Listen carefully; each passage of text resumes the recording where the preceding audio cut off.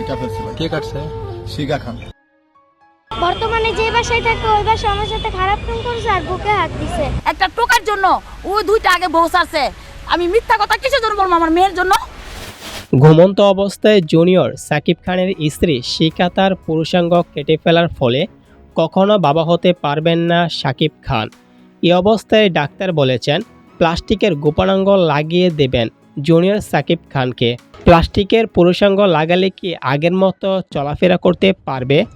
কত টাকা খরচ হবে গোপনাঙ্গ লাগাতে?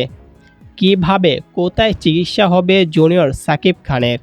জানা গেছে সাকিব খান ও তার স্ত্রী শিখা দুইজনেই মাদকাসক্ত।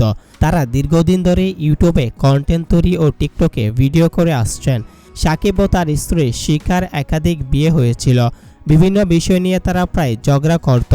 তারা পরকীয়া প্রেম নিয়ে একে অন্যকে সন্দেহ করে ঝগড়া করত। এরই জেরে মঙ্গলবার ভোরে ঘুমন্ত সাকিব খানের গোপনাঙ্গ কেটে ফেলে শিখা। সাকিবের চিৎকার শুনে স্থানীয় লোকজন তাকে উদ্ধার করে ঢাকা মেডিকেল কলেজ হাসপাতালে নিয়ে যায়। বর্তমানে তিনি সেখানে চিকিৎসা নিচ্ছেন।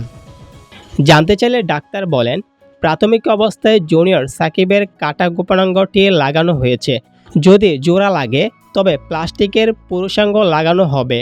সামাজিক যোগাযোগ মাধ্যমে জুনিয়র সাকিব খান নামে তিনি টিকটক তৈরি করেন।